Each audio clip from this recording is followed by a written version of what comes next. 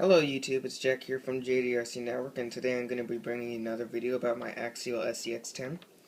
I brought you a video earlier about how to stop your axial shocks from leaking, and so that worked for a while, but I decided to upgrade my shocks. So I got the G transition shocks from G-Made, and I'm going to be doing a review on them today. I haven't taken one out because I really don't have the time. I have to I have to do something later. But you guys probably don't care about that. You just probably care about the shocks themselves. So let's get into it. So these shocks are $50 on eBay. That's where I got mine. You can probably find them somewhere else for maybe $5 cheaper. But anywhere else besides eBay, usually they cost more. These shocks have been great so far. They're supposed to be 14mm across, but I really don't think they are. I think they're more like 12. Because here on my low C10 SCTE, there's my shocks, and showing you the size of a pencil tip size compared to a pencil tip here.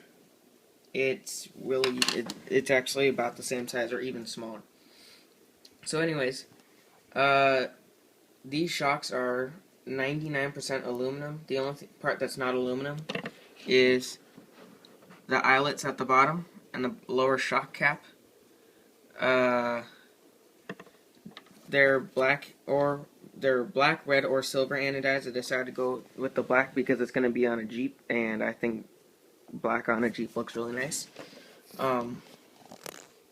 They come with red or blue anodized ball ends. If you get the red shocks, they come with the blue ones. If you get the blue shocks, they come with the red ones. I mean, if you get the black or silver, they come with the red. The eyelet in the top really doesn't fit well inside of the metal because metal can't really bend into metal that well. So what I did was they just would slip over this last piece that's right. I'm sorry, I need to get something to get in and point with. Hold on a second.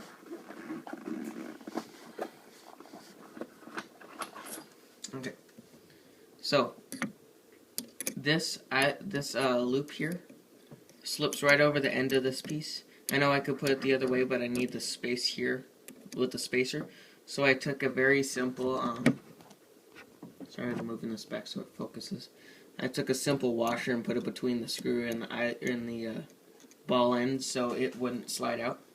As you can see, it comes right out to there and stops. So it's pretty good. It doesn't slip vertically or horizontally. It just slips in and out this way. And so that's the only complaint I have with this shock. The lower end caps, the lower shock cap is a little hard to get on, but not too hard. So it's fine. It's not something I'm really going to complain about. The lower eyelet's really hard to get on because this is a 3.5mm shaft here, but they give you like a 1.5mm hole inside the eyelet, so it's really hard to screw on unless you drill first with a 3mm drill bit, which I did. It works fine like that. They give you 30 weight oil with it, except it's this machine grease looking oil, which doesn't seem like it would be good for the shock. So I took Axial stock oil, and since they're both 30 weight, I took their stock oil and just filled it up instead. I mean, you can see the difference in quality there.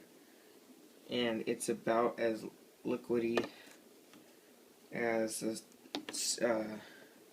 G-Made oil. But besides that, these shocks are great. I would definitely recommend these to anybody who needs an upgraded shock. On mine, I got the 90mm 10th scale shocks. Probably the 80mm ones aren't really good for a car like this because they would just be too short, and the car would be riding, like, if you can see, this is just sitting normally. It's not resting on anything. If I lift this up, you can see that there's tons of articulation with it. But if you had the other shocks, the 80mm, they'd probably get up to about there and stop. This one has a lot of extra. So that's why I got the 90mm ones. And yeah, so I would recommend these to anybody who needs a shock upgrade. Um, they're a 10 out of 10. I've had these for about a month now, and they haven't even leaked yet. I mean, you can see a little there, but that's just from assembling them, and I really can't get that off because I don't want to take it apart. I don't really care about that too much. But, oh, there is one thing I had to do. On my stock axial shocks, inside the cap, there's an O-ring that goes around between the cap and the shock body. What I did was I took that and put it between the cap and the shock body on this one so it wouldn't leak, because it would leak a tiny bit out of here, and that annoyed me. So I just put the stock O-ring in there, and it works fine now. So yeah, these shocks are a 10 out of 10. And that's the end of my review. So if you enjoyed the commentary, press the like button, subscribe, and see y'all later.